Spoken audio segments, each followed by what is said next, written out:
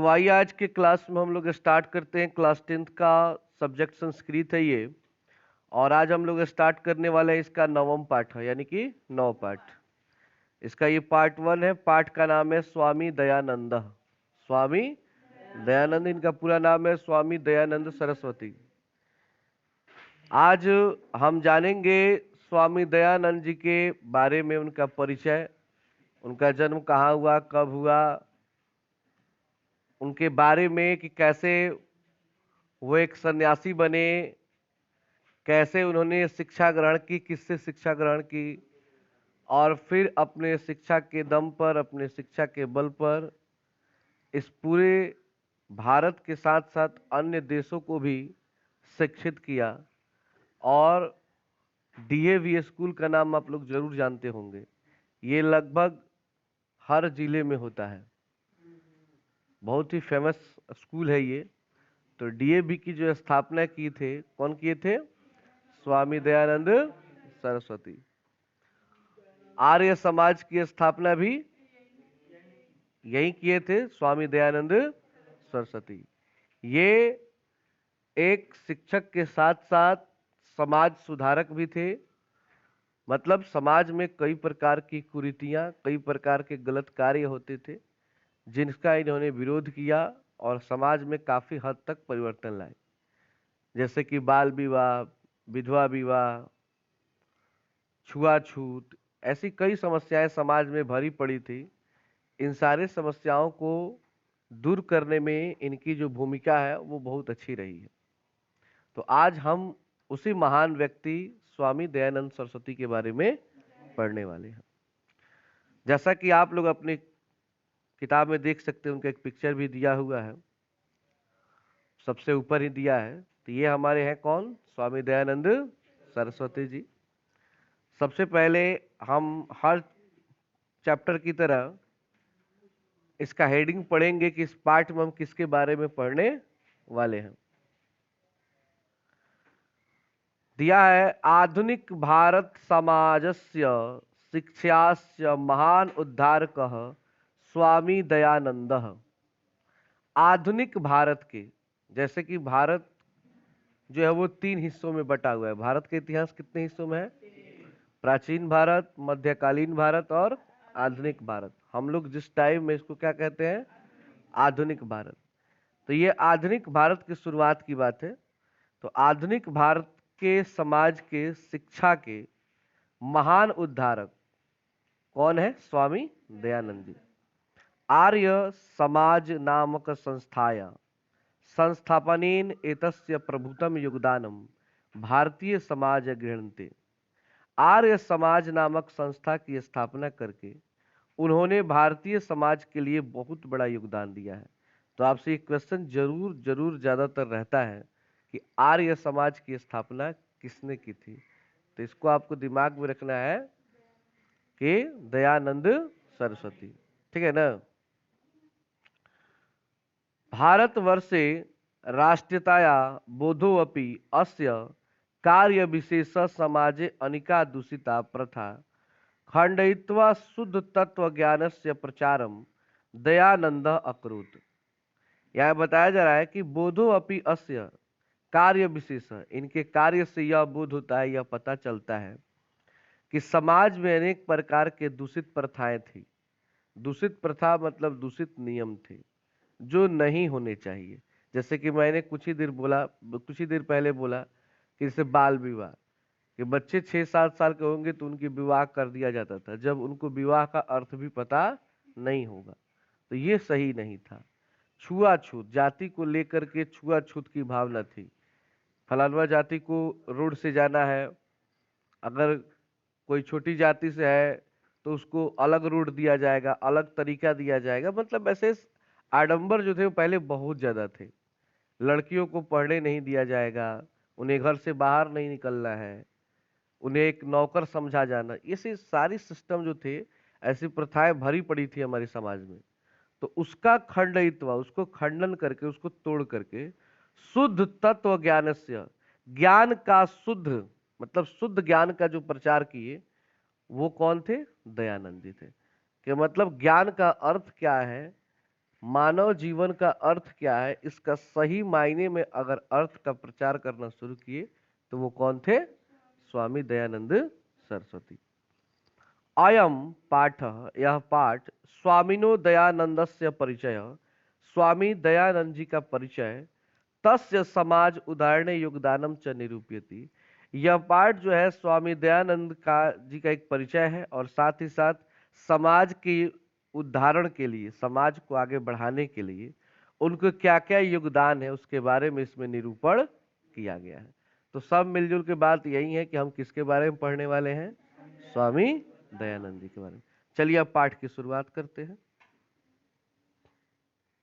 पहला पैराग्राफ है, मध्यकाले नाना कुतिस्थितया भारतीयम समाजम अदुष्यन। कुछ ही देर पहले मैंने बताया कि भारत का इतिहास कितने भागों में बटा है? प्राचीन काल, मध्यकालीन और आधुनिक काल। तो यहाँ पे बात हो रहा है कि मध्यकाल में नाना, नाना मतलब होता है अनेक प्रकार के, कुतिस्त्रीय भारतीयम समाजम अदुष्यन, बहुत से रीतियां, गलत रीतियां थी जो भारतीय समाज को दूषित कर रही थी। भारतीय समाज को क्या कर रही थी? दूषित कर रही थी, गंदा कर रही थी। जैसे पहला है जातिवाद कृतम वैषम्यम, जाति के आधार पर भेदभाव, जाति के आधार पर भेदभाव आज भी है। ऐसा नहीं है कि जाति पर भेदभाव आज समाप्त हो गया है, लेकिन पहले की अपेक्षा बहुत कम है। पहले खुलेआम बोला जाता था, अब लोग किसी को जाति को लेकर खुलेआम कुछ नहीं कहते हैं। अगर कोई भेदभाव की भावना है भी तो मन में लोग रखते हैं, खुलेआम या सार्वजनिक तौर पर कोई अपना विचार नहीं रखता है। लेकिन पहले खुल के बोला जाता था किसी बात को, भेदभाव कि ये फलानवा जात है इससे दूर रहो, डायरेक्ट बोला जाता था। तो ये बहुत ही गलत चीज था। दूसरा था अस्पृश्यता, छुआछूत। क्या होता है? छुआछूत। स्पर्श मतलब होता है छूना, हाँ, अस्पर्श मतलब क्या होता है? नहीं छूना। तो छुआछूत की उस समय बहुत ज्यादा भावना थी लोगों में। धर्म कार्येषु आडंबर, धर्म के नाम पर आडंबर थे, मतलब धर्म के नाम पर बहुत सारे गलत गलत प्रचार कर दिए जाते थे और लोगों को डरा डरा कर उनसे काफी जो पंडित लोग होते थे वो पैसा इकट्ठा करते थे। जैसे कि मान लीजिए कोई महामारी आई, कोई बीमारी आई और उससे अगर कुछ लोग मर गए, जैसे कि आज का टाइम है, कोरोना एक महामारी है, तो ये सबको पता है शुरू से ही कि यह बीमारी है। लेकिन यही बीमारी अगर आया होता उस टाइम में तो इसको बीमारी ना कह के इसको कहा जाता है कि भगवान गुस्सा हो गए हैं। अब सब लोगों को जग कराना होगा, पूजा पाठ कराना होगा, तब जाके भगवान खुश होंगे, तो फिर कोरोना जाके क्या होगा? रुकेगा। तो कोरोना नाम नहीं रखा जाता, कुछ भगवान टाइप का नाम रखा जाता है इसका। और पंडित जी लोग पूरा का पूरा माल ऐंठते लोगों से। तो ये है धर्म कार्येषु आडंबर, मतलब कि धर्म के नाम पर लूटना, ये सिस्टम ज्यादा था। स्त्रीणाम शिक्षा, स्त्रियों को शिक्षा नहीं दिया जाता था। विधवा नाम गर्हिता स्थिति, विधवाओं को दोबारा शादी करने की अनुमति नहीं थी। शिक्षाया अव्यापकता, और शिक्षा की बहुत अधिक कमी थी। इत्यादि दोषा प्राचीन समाज आसन, इत्यादि दोष इस प्राचीन समाज में थे। यानी कि पहले का जो समाज था, ऐसी कई प्रकार की समस्याएं जो है इस समाज में भरी पड़ी थी। फिर आगे है, अतः अनेके दलिता हिंदू समाज तिरस्कृत्य धर्म अंतरम स्वीकृतवन्तः। अतः अनेक दलित जो थे, दलित समझते हैं ना, जो हरिजन लोग होते हैं, छोटे जाति के लोग होते हैं, उनको दलित कहा जाता है।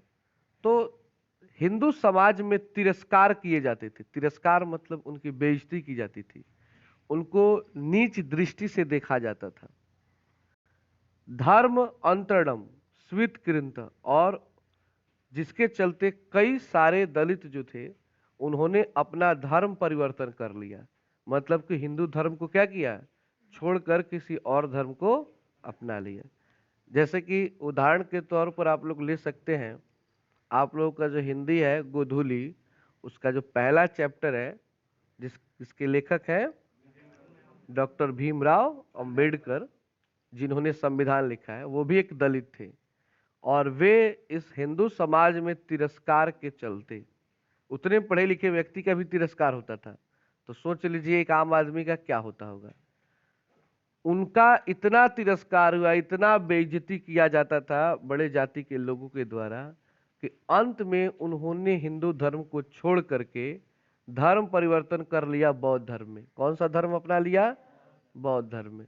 और उन्होंने कहा कि चाहे कुछ भी हो जाए, ये हिंदू धर्म के लोग, धरती बदल जाएगी लेकिन ये लोग बदलने वाले। इन लोगों के अंदर जो जातिवाद की भावना है, हिंदू में सभी लोगों की बात की गई है, वो चाहे छोटी जाति से हो चाहे बड़े जाति, सब में ये भावना भरी पड़ी है।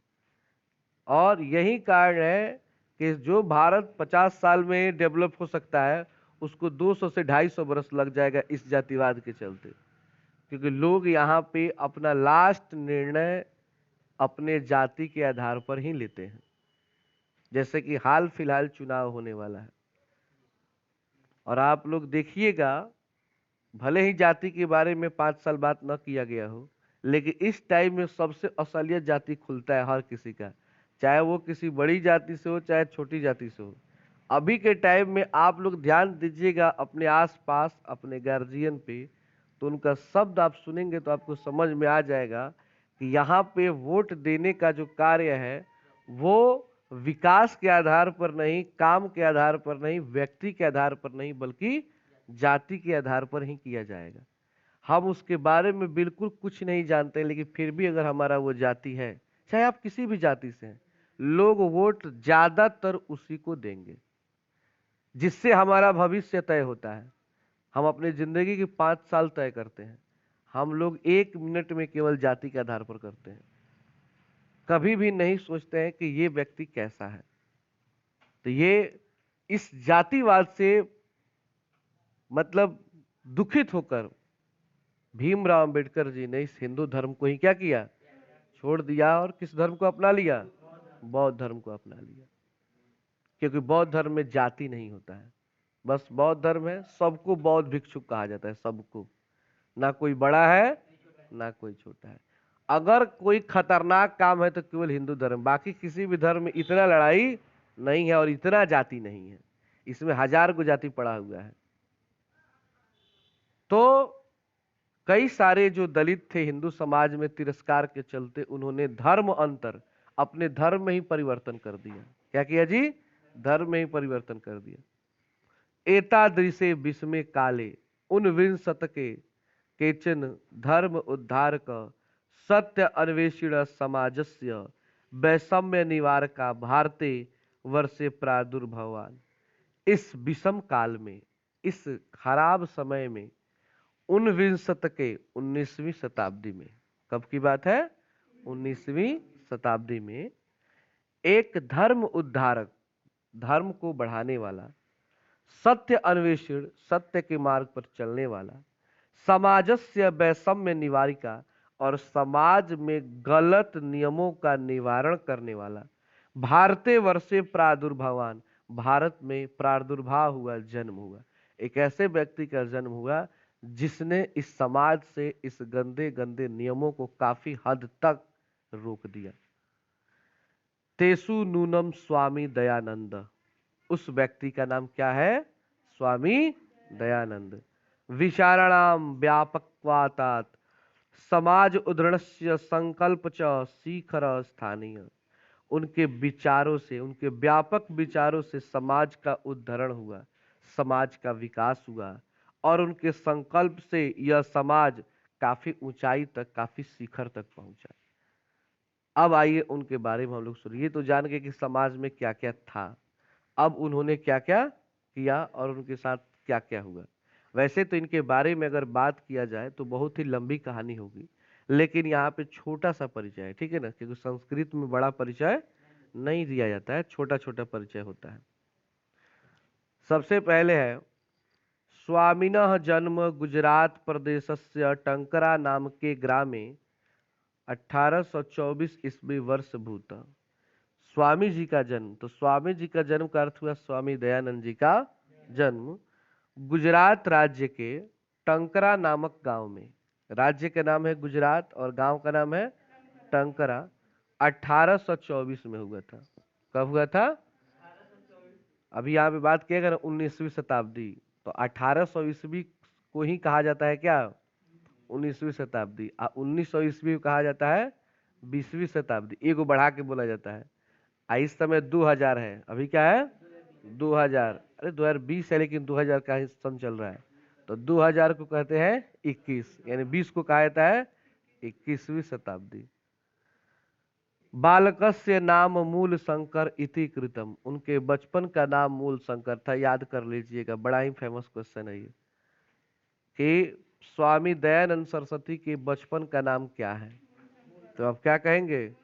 मूल शंकर। संस्कृत शिक्षा एवं अध्ययन अस्य प्रारंभो जाता, संस्कृत की शिक्षा ही सबसे पहले उन्होंने अध्ययन करना प्रारंभ किया। इन्होंने सबसे पहले किस विषय की पढ़ाई शुरू की? संस्कृत की पढ़ाई की।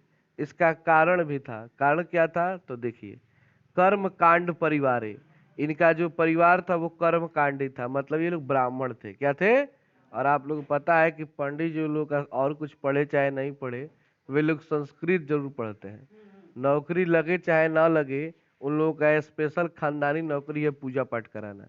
जब कुछ नहीं होता है तो भाई संस्कृत पढ़ लो थोड़ा बहुत, आराम से जजमान मिल ही जाएंगे, क्योंकि पूजा पाठ इस धरती से घटेगा नहीं, बढ़ता जाएगा। तो कर्म कांड परिवारे तादृशे व व्यवस्था तदानी मासत, क्योंकि कर्म कांड परिवार में यह व्यवस्था होती थी कि जो भी कर्म कांडी परिवार में, ब्राह्मण के परिवार में जन्म लेगा उसको संस्कृत पढ़ना ही होता है। इसलिए उन्होंने कहाँ से पढ़ाई अपनी शुरू की? संस्कृत से।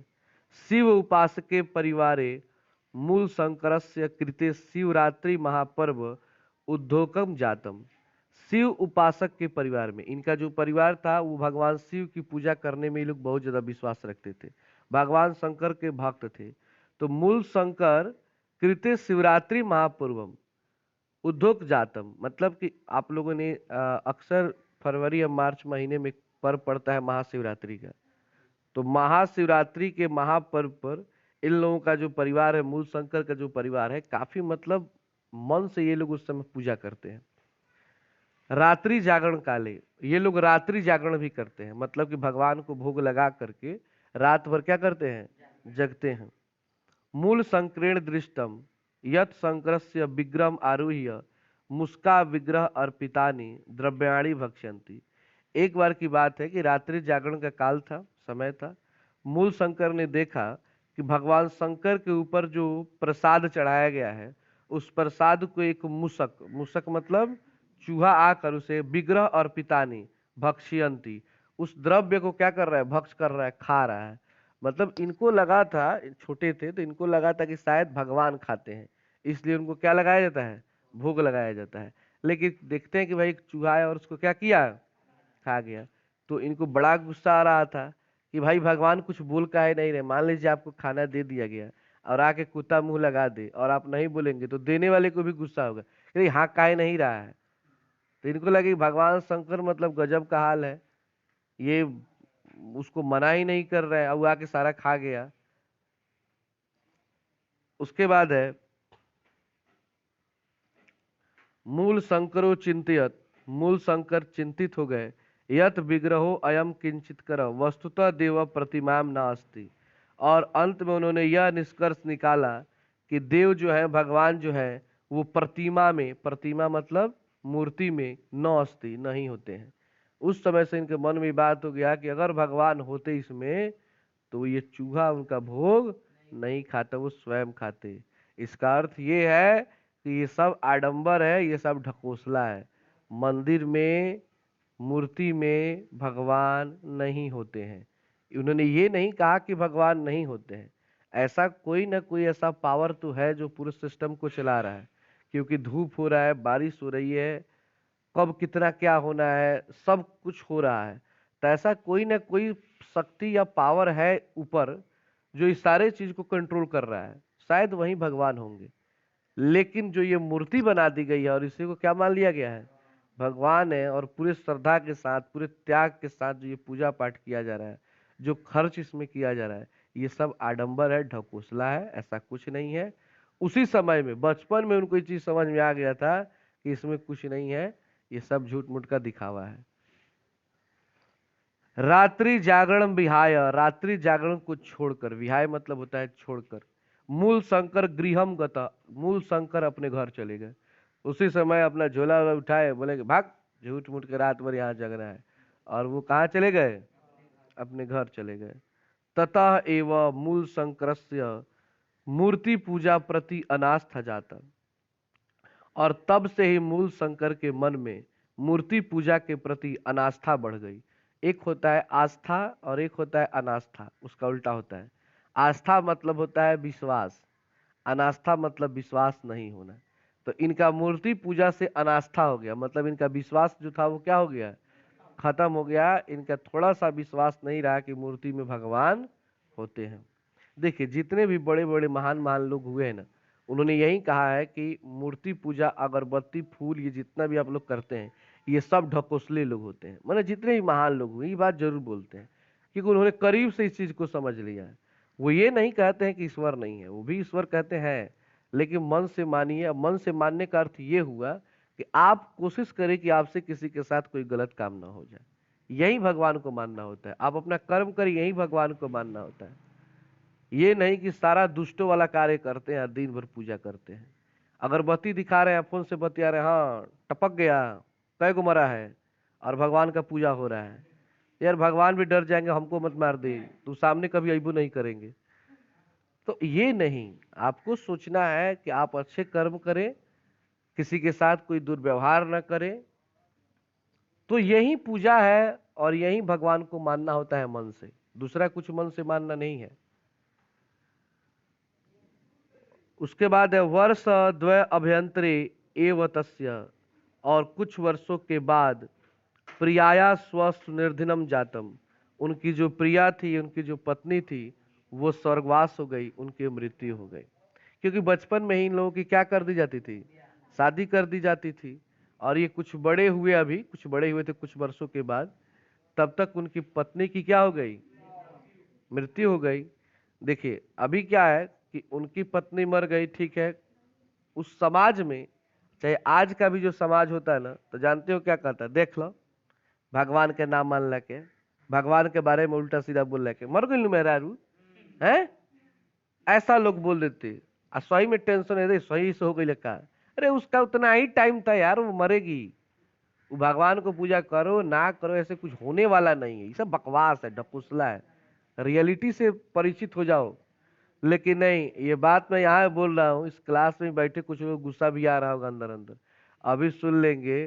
खास करके लड़कियों को आता है इस सब बात पे, क्योंकि सबसे ज्यादा पूजा पाठ में ध्यान यही लोग देती है। भले कोई भी काम अच्छा नहीं करेगी, लेकिन पूजा पाठ नहीं छोड़ती है। पूरा बढ़िया से, दशहरा आ रहा है, बहुत जल्दी दशहरा आ रहा है, गांव भर के फूल पतई सब नोचा जाई, अगरबत्ती सब टंगा जाई, ठीक है ना।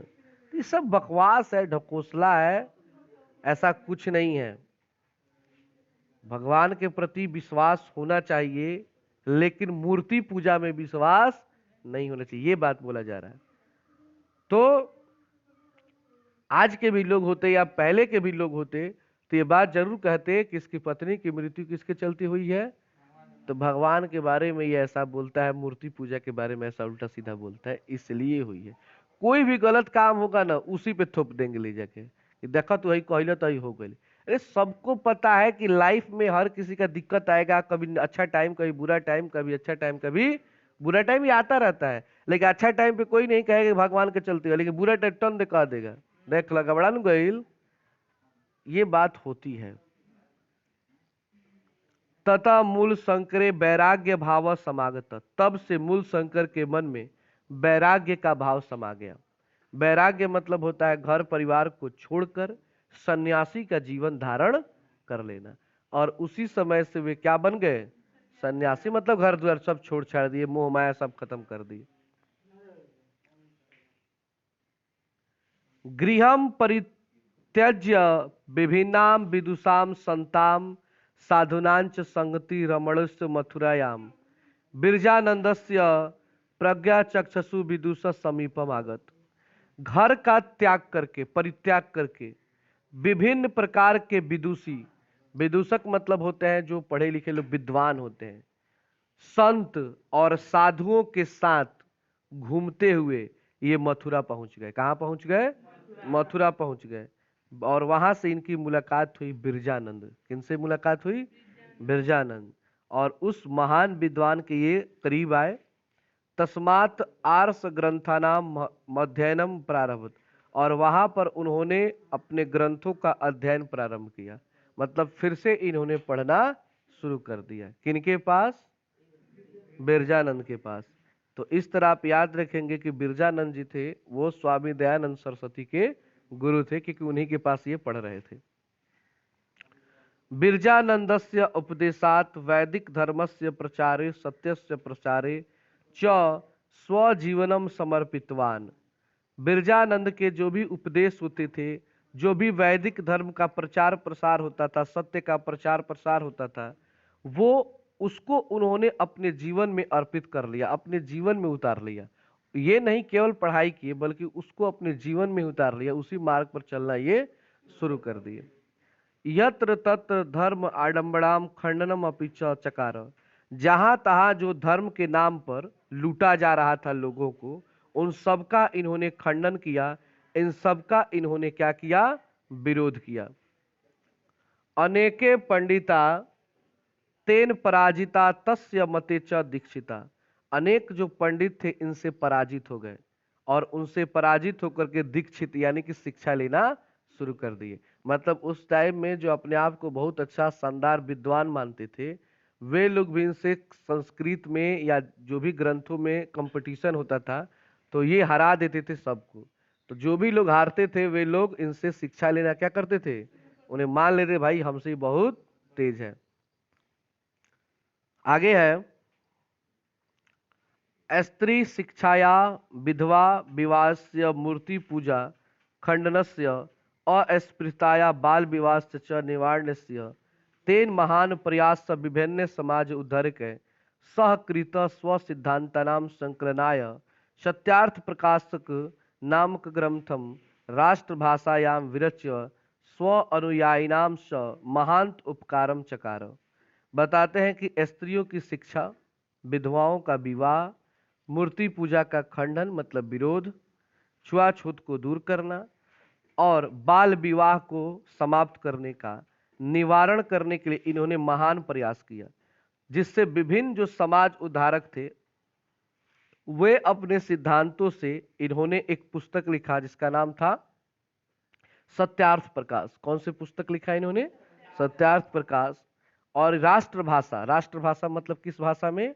इन्होंने हिंदी में लिखा। किस भाषा में? हिंदी, क्योंकि हमारी राष्ट्रभाषा क्या है? हिंदी है। और वे अपने अनुयायियों के द्वारा, अनुयायी मतलब होते हैं शिष्यों के द्वारा, चेलाओं के द्वारा, महांत उपकारम चकार, पूरे संसार पूरे भारत के लिए एक महान उपकार का काम किए।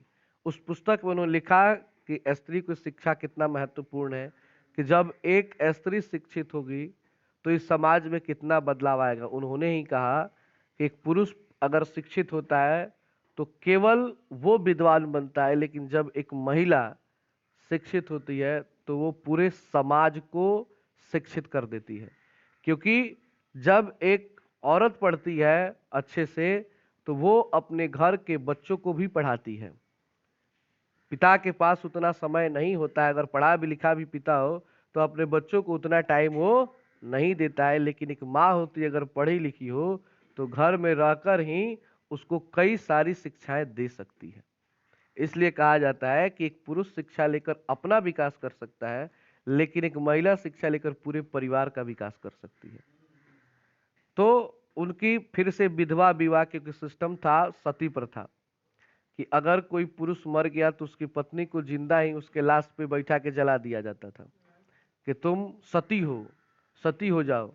अब बताओ, जो मर गया है उसको थोड़े ना जलन होगा, अब जो जिंदा है उसको बैठा दो, उसका क्या हाल होता होगा। आज चारों तरफ से भाला लेके खड़ा के भगिया तई में गथई है, अब कोई भागता भी नहीं था, बस वही सिस्टम चल रहा था। तो उसका उन्होंने विरोध किया कि ये कैसा सिस्टम है।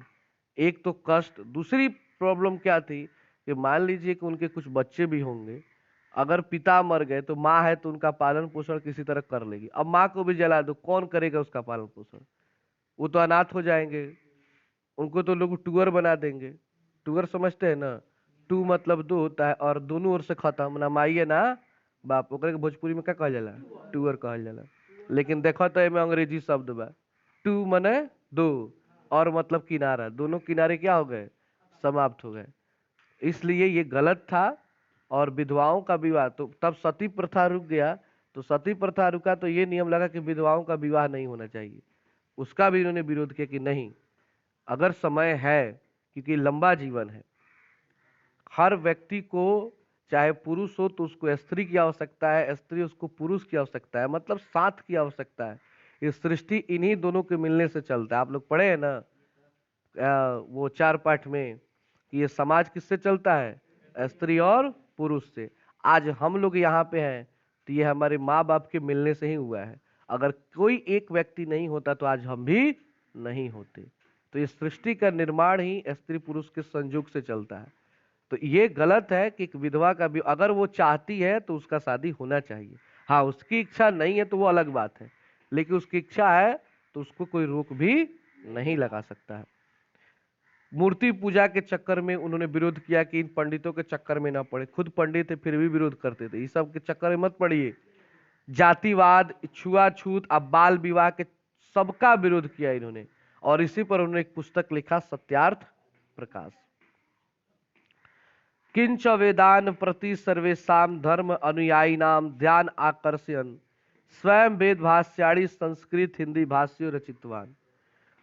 कुछ वेदों को उन्होंने अपने धर्म अनुयायियों को आकर्षित करने के लिए वेदों का संस्कृत से हिंदी भाषा में रूपांतरण कर दिया। क्योंकि जितने भी वेद हैं, जो 4 वेद हैं, वो किस भाषा में है? संस्कृत में। उन्होंने क्या किया, उसको क्या कर दिया? हिंदी में लिख दिया, ताकि सब लोग संस्कृत नहीं ना पढ़ सकते हैं, लेकिन हिंदी सब कोई पढ़ सकता है। तो उसको उन्होंने हिंदी में लिख दिया ताकि सभी उनके जो शिष्य थे, उनके जो चाहने वाले थे, उसको पढ़ करके शिक्षा की तरफ आकर्षित हो, शिक्षा की तरफ आकर्षित हो। प्राचीन शिक्षायाम दोषान दर्शयित्वा, प्राचीन शिक्षाओं में क्या दोष थे उनको दिखा करके नवीन शिक्षा पद्धति अवसर दर्शित, मतलब कि पहले की जो पढ़ाई थी उसमें भी कुछ कमियां थी, तो उन कमियों को इन्होंने समाज को दिखाया और बताया कि नए शिक्षा पद्धति की जरूरत है, एक नए डिजाइन से व्यक्ति को पढ़ना पड़ेगा।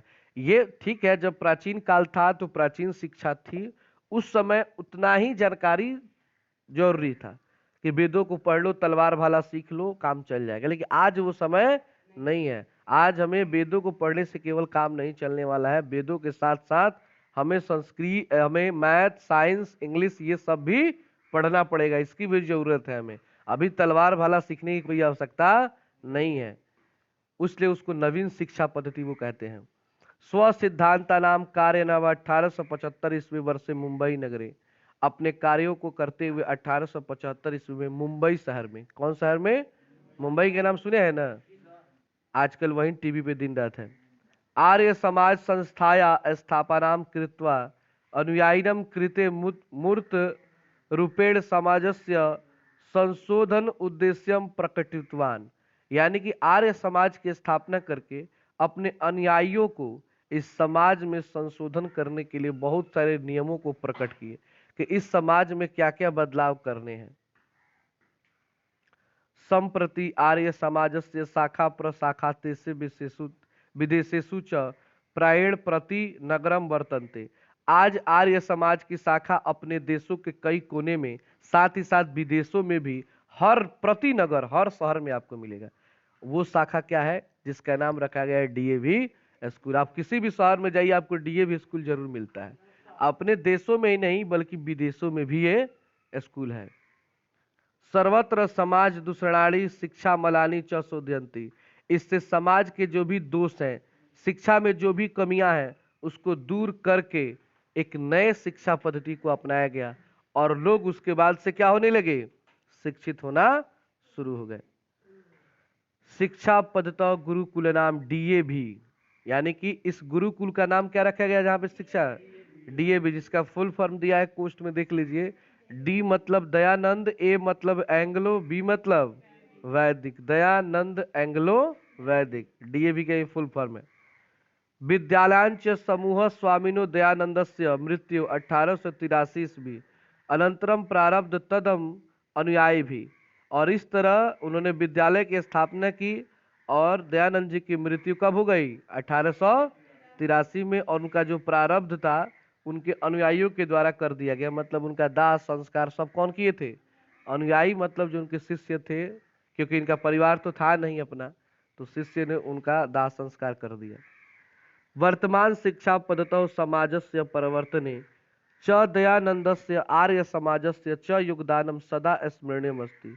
वर्तमान शिक्षा पद्धति समाज में जो परिवर्तन लाई है उसके लिए दयानंद जी का, आर्य समाज का जो योगदान है वो सदा स्मरणीय रहेगा, सदा यादगार रहेगा। तो इस तरह से हमारा ये पाठ समाप्त होता है। कल इसका हम प्रश्न उत्तर को जानेंगे। तो आज के लिए इतना ही।